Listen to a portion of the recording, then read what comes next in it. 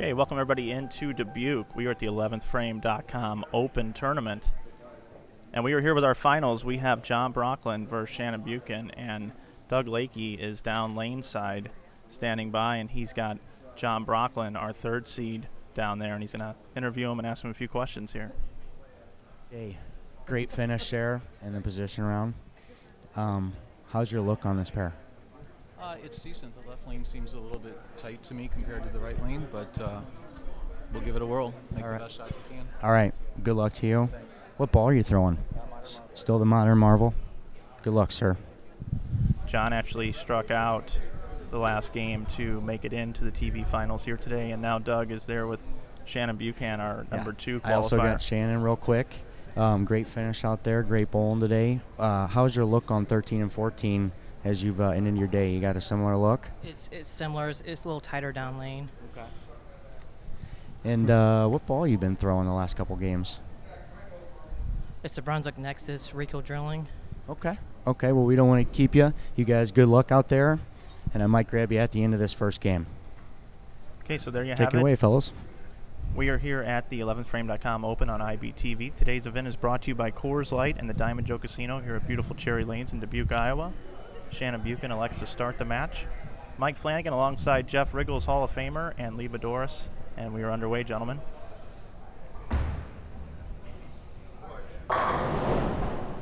Let's start. The Bulldog.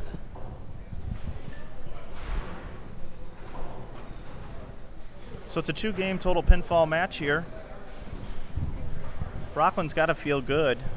He's bowled a lot of our events and has yet to make a cash in our events. And now today, here he is. Made our top 3 at the last minute, defeated Brad Miller in position round. Brad finished 3rd at our IB Open.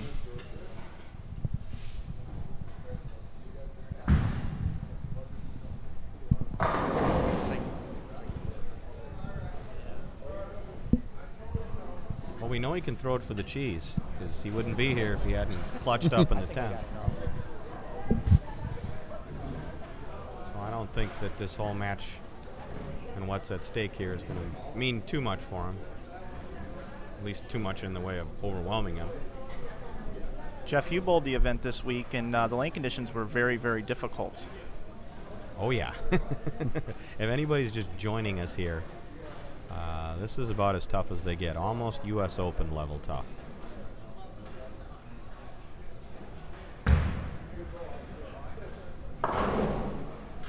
Some people played out at times in the last 8. Most notably, Brad Miller made a huge run. Just got snapped off by that 10th frame clutch double by Brockland. But these two guys are going to play the inside sort of fallback shot, round 4th arrow, staying away from the out of bounds outside 10 board.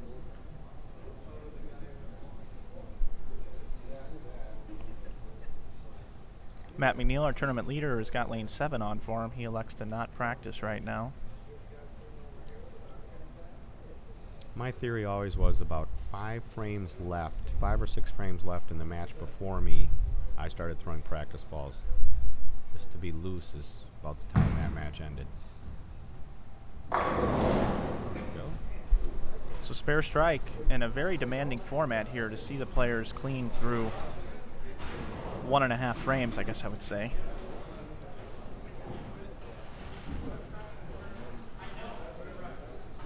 Buchan and McNeil actually were running away with the tournament, more so McNeil. Speaking of Matt McNeil, Doug Lakey is standing by with Matt McNeil. Doug, what do you got? Hey, I'm here with our tournament leader down on lane 7. He's on the last level of Angry Birds on his phone, and he's very nicely enough taking some time out to say hello to everybody out there. What great bowling today, first of all, Matt. And what do you think you're going to have here on 13 and 14? It's been kind of my nemesis pair all weekend. I think I figured a little something out the last match play game I was on there.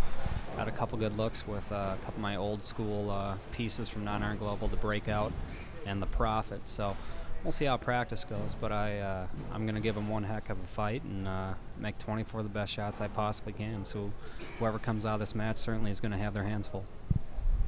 You heard it here first. This is our tournament leader. I'm Dougie Fresh. We will see you at the after this first game. Back to you, fellas. Thank you, Doug. Shannon Buchan was 13-3 match play today. That's why he's the Bulldog. Averaging 207. Brockland averaged 199.6 today. He was just 9-7. But got the win when he needed it the most. Yep. Boy, talk about a couple tough spares to shoot. Oh, that might be 0. Hit the OB. Ouch. He had the 310 the frame before, just took the 10 off, and that one he got it right into that out of bounds, and it said goodbye.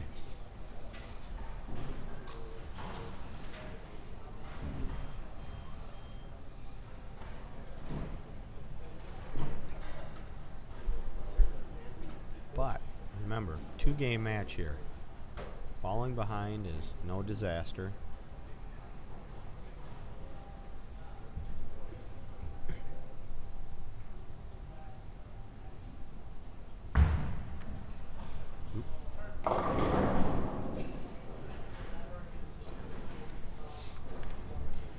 I think that 4 standing up might actually be a break for him. Someone else will try and hit that 7. There's no count lost on the 1 strike. Yeah, you do not want that 7 pin to go out.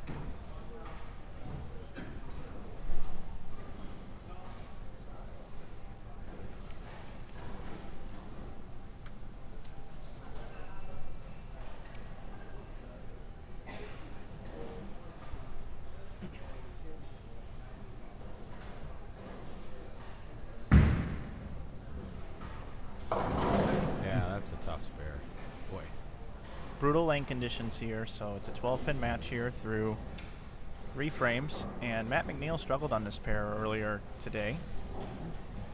So these guys struggling on the pair. Matt McNeil. Matt had a pretty good second effort through on this pair. It wasn't fantastic, but he went through a couple of different balls, and the second one he got to, he had a nice late string of strikes. Well, McNeil was plus 852 after 6 games of qualifying and 16 games of round-robin match play. Wow.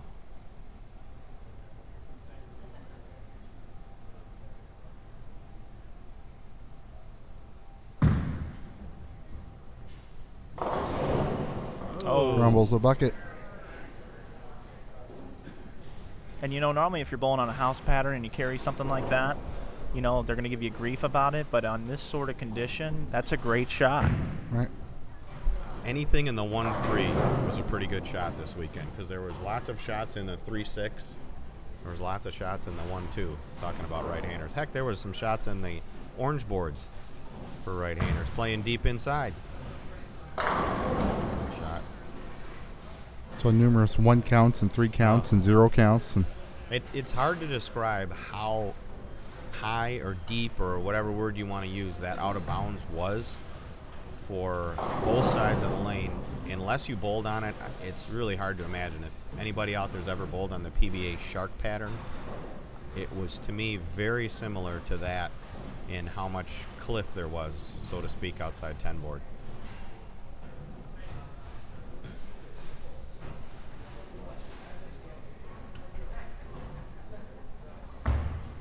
That's pretty good.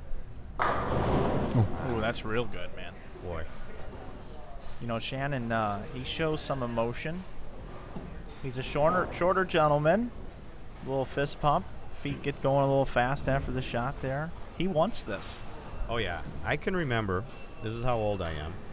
I bowled with Shannon at a PBA regional at Cadillac in Waterloo, Iowa, when he was about 13 years old, I think, in maybe 1987. It was still wood lanes there.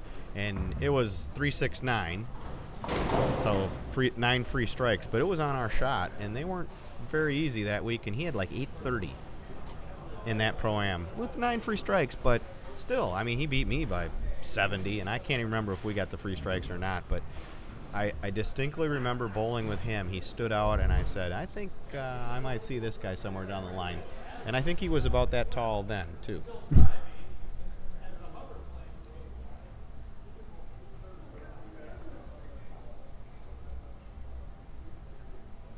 Brockland looking for a double. That's good. Wow. See how that jumped? He was walking that back like he thought he had it. You know, a lot of people this weekend, I'm sure both of us included, who at times thought they had a good look, and then one shot, it's completely gone. I distinctly remember one shot that I would have, when it was about 40 feet down the lane, I would have bet my bankroll for the crap stable for the weekend that it was flush and it big forward. So I had the same kind of experience. That's how touchy this condition is. Keep in mind it's a 2-game match, and at the pace the bowlers are bowling, we'll probably get out of here in about 4 hours. Today it's been a long, lengthy, grind-out day because of the pattern. A lot of frames filled with 2 balls. Trust me, when these guys get in the car to drive home, they are going to be shot.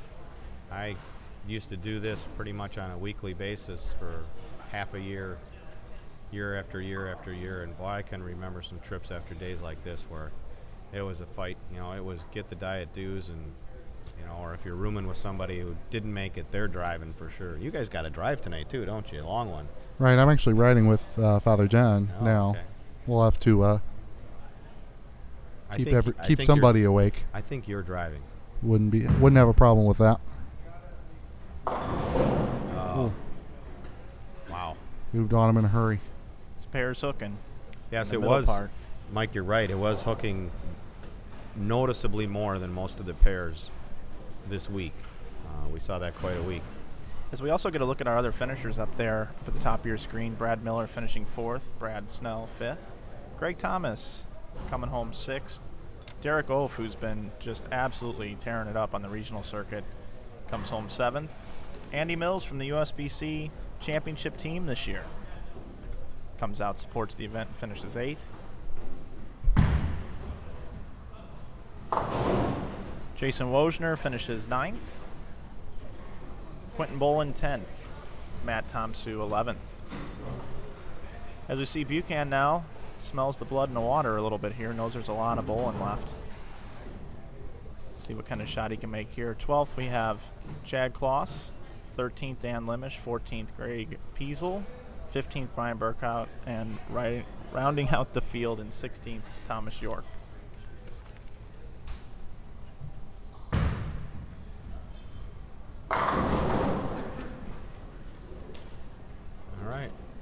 Shannon goes back into the lead. I'm actually kind of surprised by this. I thought the way this pair had some hook and a little bit of return room if you got it to the right, I thought you might see pretty good scores this game. But then again, these guys are both kind of straighter players. They'd probably rather see a little tighter lane with a little more hold than say maybe a Chad Kloss or somebody would have liked this pair more.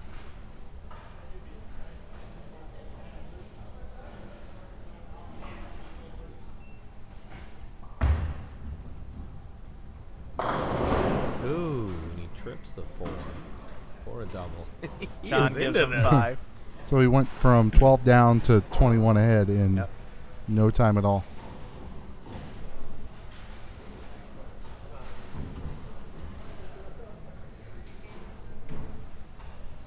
I just got to think that McNeil has such an advantage. He's younger, he's fresher, he's been relaxed most of the day, no pressing because he's had such a huge lead. These guys have gone through so much more grinding, probably mentally tired, older.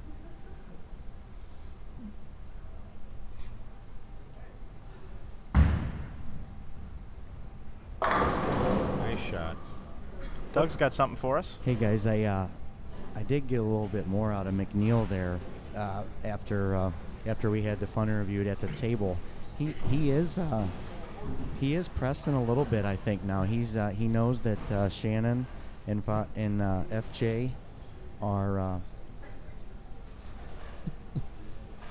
at the top of their games right now, and he's really concerned with who his competitor is going to be. So the lead's gone now. It's down to 2 games, and he's excited. He also sent out a message through his network of people to chime in to InsideBowling.com and take a look at this. So we should have a lot of viewers here shortly. Thank you, Doug. Great work as always. See, I just think this pair is tough for John.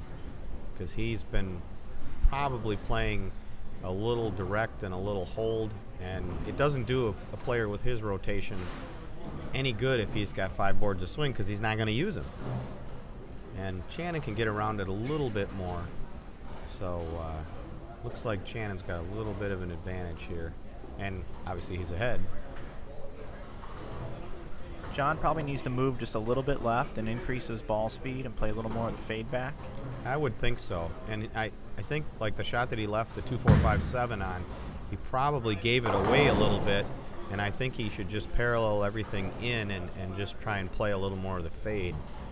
And because every time he tries to go more square and get it to roll, it's going through the face.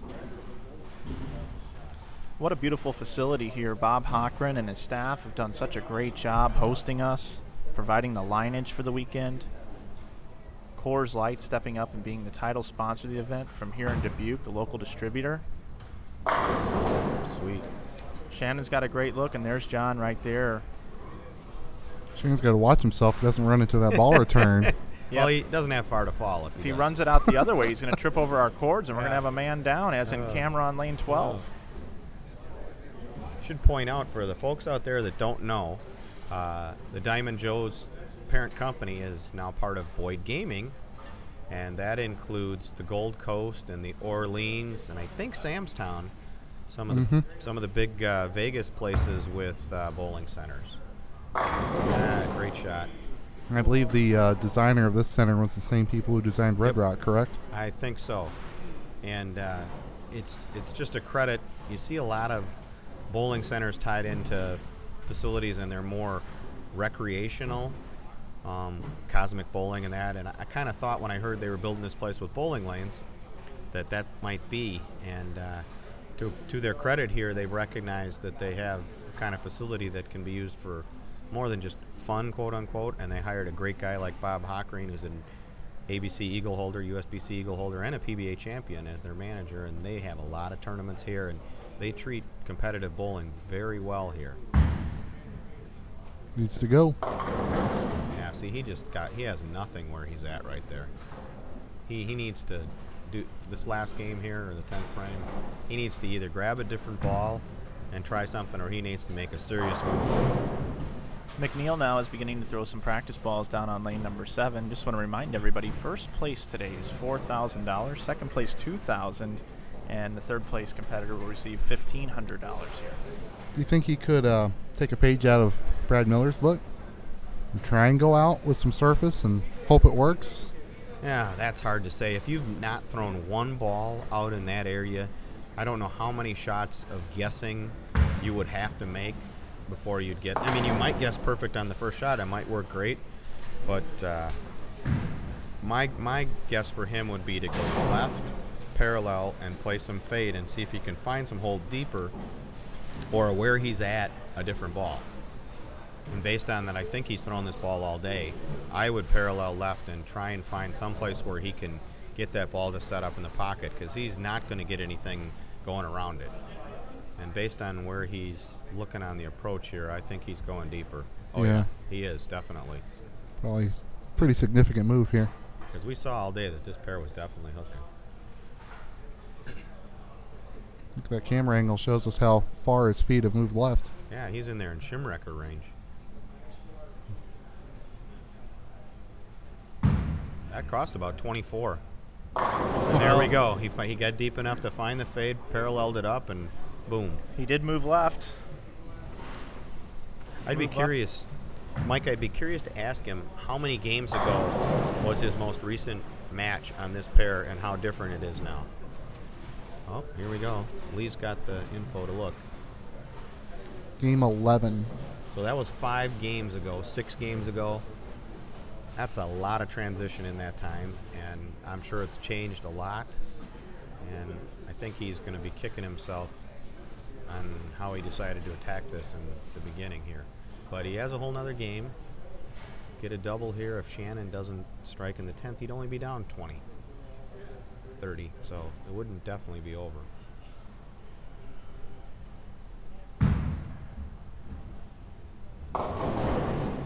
Boy, that was only maybe one left at the arrows, and look how that went high. John would tell you that he probably didn't project that one as well as he would like, because he's trying to roll it to the baby, like I said earlier. Yeah, you got to tell him to loft it over the baby, maybe? Yeah. On this pair? Doug, what are you seeing down there? You've bowled league with John before. I'm seeing he's looking at this right now, and I'm going to maybe try and get a question in here after he finishes his 10th, but he's playing this like a really burnt up league night on an old wood surface. He's played this shot before. It's not the shot that's getting to him. They're just tough. He's not I don't think he's worried about the shot per se, like he can't execute. It's just that hard. I think Shannon's speed rotation loft just give him a much better look on this pair based on how much it's hooking than the look John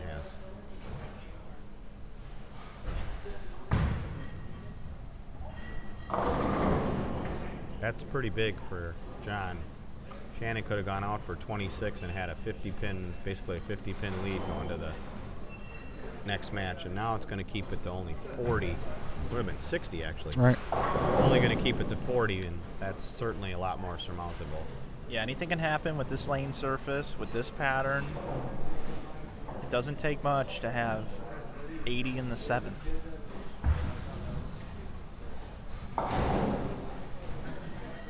Shannon's a tough bowler. If people don't know, he was exempt on the PBA Tour. He's won plenty of stuff in his career.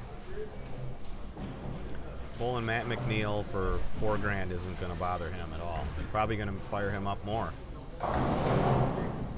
You wouldn't think bowling for $4 grand would bother McNeil at all either, because he's bowled for considerably much more at the Open. And he won the Fusion Realtors last year, which was 3, I believe. So there you have it. It's a 2-game match. It's 203 for Shannon Buchan and 164 for John Brockland.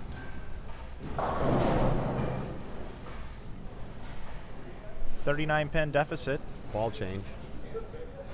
That's a IQ Tour, I'm pretty sure. I crossed with John yesterday, and I saw what he was using. Just hit space. And he used both the IQ Tour and the Modern Marble in qualifying.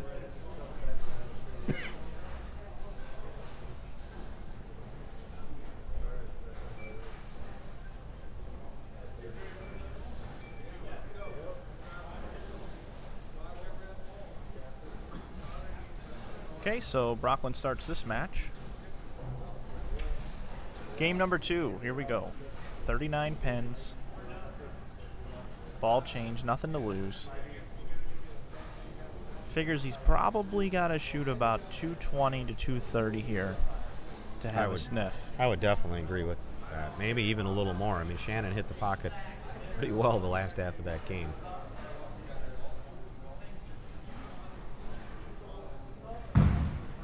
Projected that one better. And it's still hooked. Well, fortunate break for Brockland. He'll gladly take it. That's how that ball reacts for me. That's that new IQ Tour. Bowling This Month gave it the most raving review you could ever have.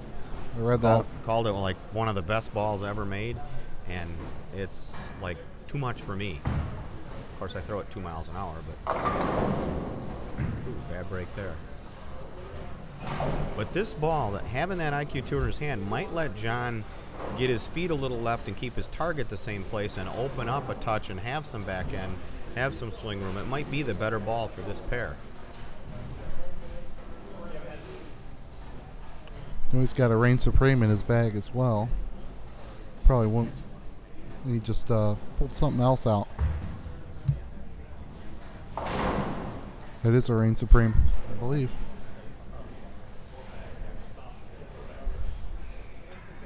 Interesting. I'll bet he throws in one more shot with the IQ Tour at least. I'll bet he gets his feet a little left and opens up a bit.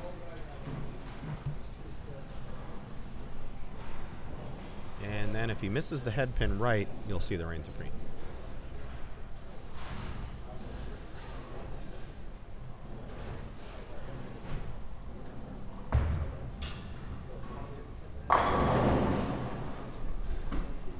We're going to throw it down to Doug Lakey.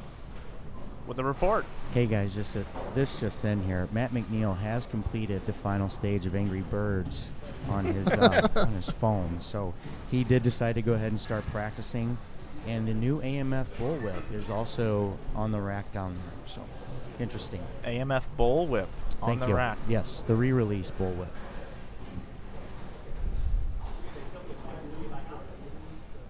Doug, he finds the information, doesn't he, guys? You don't call him the best color guy in the business for nothing, folks.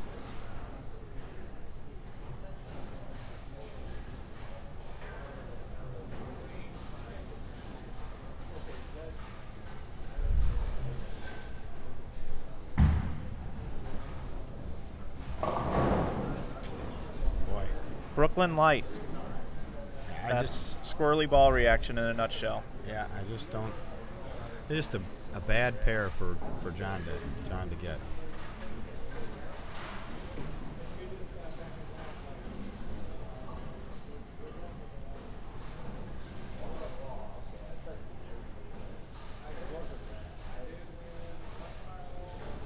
Brockland coming down the stretch, pretty steady, 228, 193, 212 to finish out.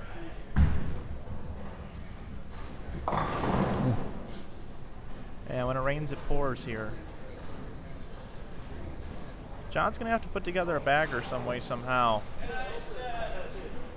to even remotely stay in this match. Saw a number of bucket and ones this weekend. I didn't see one picked. This is the 11thframe.com Open. We teamed up with Jeff Richgels and his new website that he launched just a little while ago. Jeff, how's the new website going? Fantastic.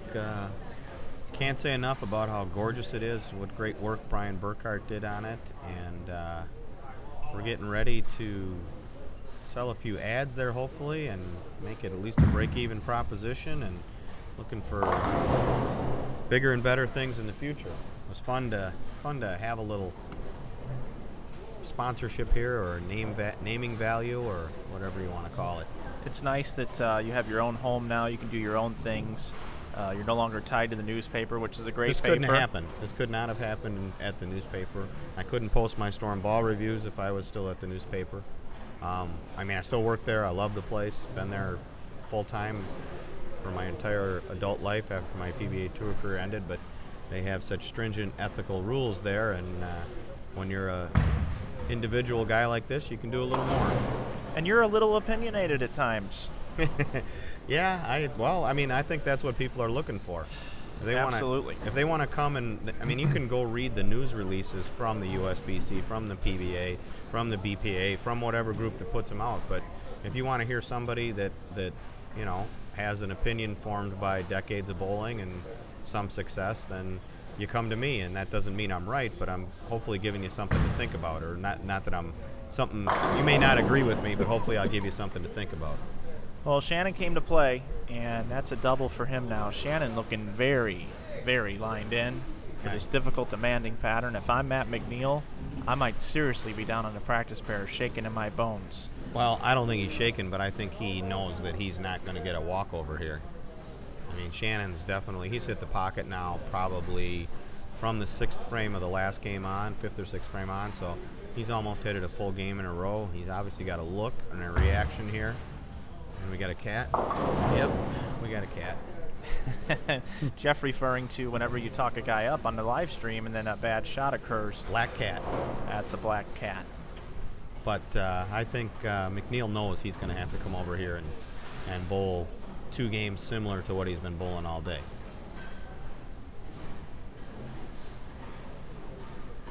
This is appropriate, though, isn't it? I mean, these 2 guys dominated this tournament. Matt a lot more than Shannon, but Shannon ended up far ahead of all the other right-handers. So it's pretty appropriate you're going to have the top 2 guys going for the title. I do want to take a moment, too, and thank everybody this weekend that's viewed online. Our chat room has been blowing up all weekend. We have the most viewers we've had all weekend right now. And, of course, everything that you watch, you will also be able to watch on YouTube as we bring you all of the wall-to-wall coverage, over 20 hours of coverage this weekend, as we do at every event. And if you have a tournament out there that you would like for us to come live stream and produce for you, feel free to hit us up. There's information on our website. You can do that, and we'll be more than happy to try to bring this same great product to you in your local bowling center. You know, I got one for you, but it would be one heck of a long drive for you. And that would be the Badger Elite Wisconsin Masters. It is by far the premier single scratch tournament in the state of Wisconsin. Draws triple-digit entries, pays a couple thousand. It's usually Wausau, occasionally with Green Bay, but it's usually up at Weston Lanes in Wausau. Real good center. Dale Hackbart of the Central Wisconsin Scratch Bowlers Tour runs it. He also has a South Badger Elite Masters that he started the last year that's in the Milwaukee area. But that one up in Wausau in October is a fantastic tournament. And I think that might be a heck of a drive for you guys, but boy, that's a good tournament. There's more Eagles in that building on that day than than there are in the whole state of Wisconsin. Live ones.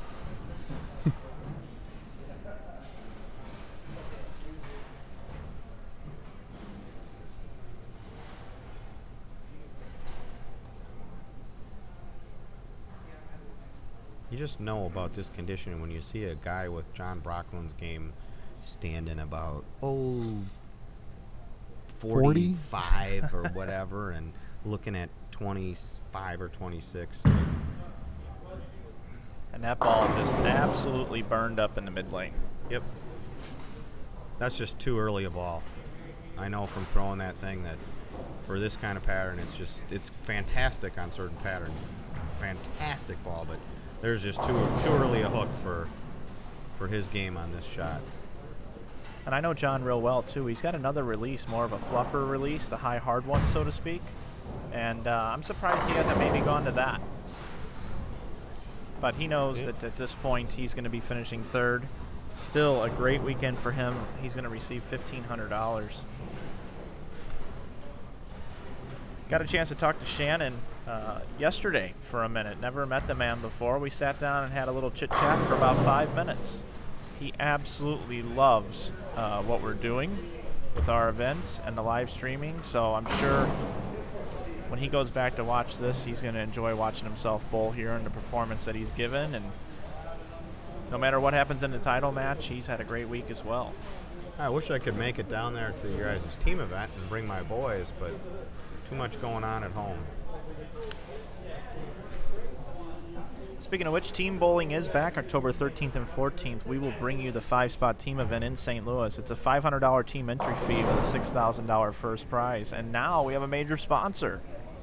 Welcome aboard the great brand of Hammer Bowling Products. Jeff Usry and his team support what we're doing, and we're looking forward to bringing that event to you, sponsored by Hammer. They also have a new ball out on the market. It's the Ratchet. Check it out. It's available at a pro shop near you. And after having experienced Extra Frame at the last PBA Senior Stop in Decatur, you guys are right there with the Extra Frame, the PBA service when it comes to technology and everything. This is pretty cool stuff. And hats off to Mike J, Jason Thomas, and the rest of the crew out there that produced that. They do an excellent job, and they set the bar high and give us all something to shoot for. I think the PBA folks started a little bit higher than a laptop and extension cord and a webcam. That's true. Which is how the live streaming started with IB, Mike and Doug bowling at Redbird down in Cahokia, dragging it pair to pair. The proprietor was on board from day one, like many are, and he was dragging the extension cord and plugging us in every pair we went to. Even gave us a free entry to do that.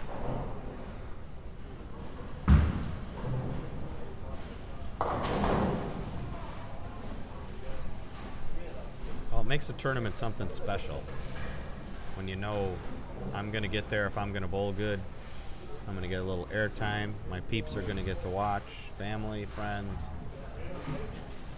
And I'll be honest with you, when we start producing these things, we have all these great things. You got to click all these buttons, put all these things in motion without the experience and interning and things like that.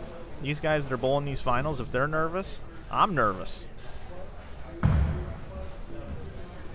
But one thing, we have a great team here. I couldn't do it without everyone on staff. Kim Richter, Doug Lakey, Jeff Reed, Brian Burkhart, and then of course we've got a plethora of other people that we dip into that are part-time assistants, such as Don the Legend Bergstrom, Lee Boudouris, who's here this weekend with us. John Brockland does help on our tournaments. Jerry Anderson. There's a handful of guys out there. Brett Cunningham. I mean, the list goes on and on of all the people that are part of our team. Can't forget Brad Jenkins either. That's right. And we appreciate them. I mean, there's so many of them. So much support. Thank you. Well, if I was going to lose a match here, I'd rather lose the way John's losing than the way you could lose by like a trip Brooklyn by your opponent, or a solid 8 in the 10th of the end of the match. So, I mean, obviously he's horribly disappointed to have bowled these 2 games, but, you know, it's nothing you can really feel that horrible about losing because you got beat. And Doug's standing by with Matt McNeil to get a few more thoughts on who he's going to be bowling, Mr. Shannon Buchan. Take it away, Doug. Yeah, one more tidbit here, Matt. Not to jump too far ahead, but you're probably going to be facing Shannon Buchan in the finals. What's your feelings on that? Shannon's a great bowler. He's certainly accomplished quite a lot in his career. I've never got to bowl him face-to-face, so I'm really looking forward to it. And I think there's going to be a lot of strikes and some run-outs and a few slap-offs, and I think it's going to be a great match to watch, so I hope everybody out there is tuning in. He's lapped the field on all the against all the righties. You've lapped the field most of the day, so we're looking forward to an exciting final match. I don't want to take up too much of your practice time here, but best of luck to you. Thank you, Doug. That's Matt McNeil one more time before he gets going in the championship match at the 11thframe.com Open. Take it away, fellas. I'd like to. There we go. If you think we've had a long day, Mike, and we had, got to thank Wingnut in the chat. The Cardinals are 2-2 in the 16th. Record game. I saw 20 a couple years ago, so they're not there yet. That'll burn your bullpen up. Felipe Lopez pitched the 18th, and his arm was hurting, so Joe Mather pitched the 19th and the 20th. Okay, so Brockland here, you think he's going to finally strike on the left lane? Sure, why not? In the pocket, I mean? Or he's going to tried. Oh. Looks like he's drilled a lot of storm balls recently, and he's switching around from Modern Marvels to Fringes to IQ Tours. What ball would, in the storm line, Jeff, you being a staffer, what ball do you think would be the best ball to put in John's hand right now if he were to do it over again? Well, I would have liked to have seen him throw that Reign Supreme, just because it's a hybrid, so it's not pearl, not solid. It's just something in between, and it looks like he was just kind of in between reactions. That Modern Marvel was too much, and that's a core, much stronger core than the Reign Supreme, basically, because that's the Marvel core, and it starts up pretty early. And then that IQ Tour, he had that pretty shiny, and that's just hard to describe because it has that low differential. It's just kind of a early hooking ball, and the Reign Supreme is just kind of medium and might have given him something in between what he was trying to throw there and have a chance. Because then he jumped all the way to the Fringe, I think that was, and that was just so long he had no chance with that ball. He had to throw it flush off his hand.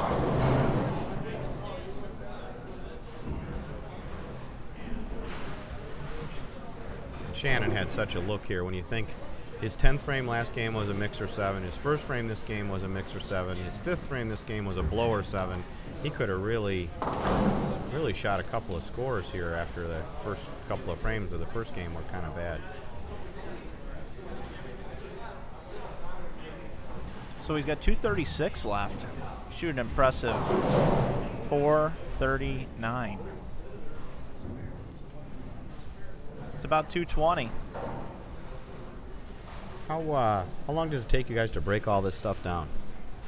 About an hour. Wow.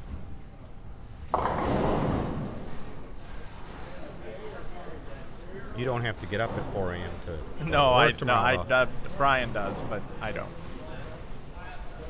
I knew this was coming, so I took tomorrow off already. Yeah.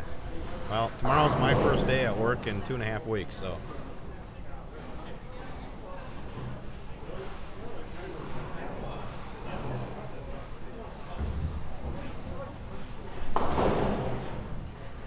I'm looking forward to this title match.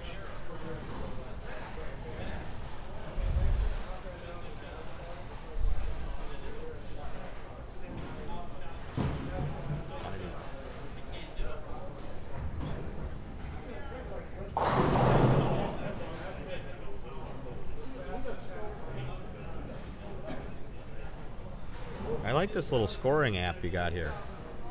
Yeah, that's new this tournament, live on the screen. Brian Burkhart's creation over there. He's logging it in as we go. PBA is basically still using the same scoring unit it used, in about 1980, I think.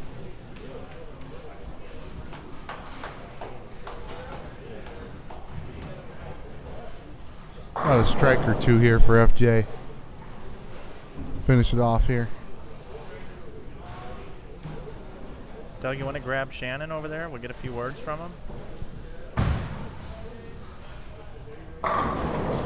He's probably going to want to congratulate John first.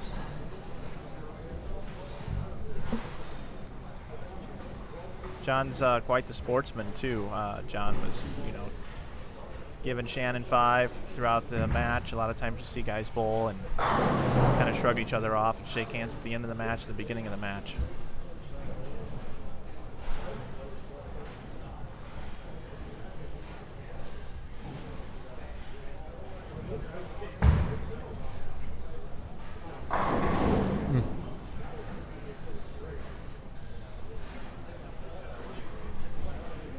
So it's 427 for Buchan, and Brockland's going to be just a little over 300. But obviously he's bowled great all week. And now I got to ask you guys. We'll start with Jeff. Who do you like in the title match? Can I watch Matt throw a couple practice balls first? Well, sure you can. I'd give you an over/under. I think about 440 is a winner. 440 to 450. Okay, there you have it. It's John Brockland. 327 for Shannon Buchan's 427. So coming up next, it's Matt McNeil against Shannon Buchan. Doug, your mic is hot if you want to gather anyone. And I'm going to go ahead and make announcements to the crowd here. And we will let these guys, we'll let Matt come over and get 2 balls on each lane, and they'll get going.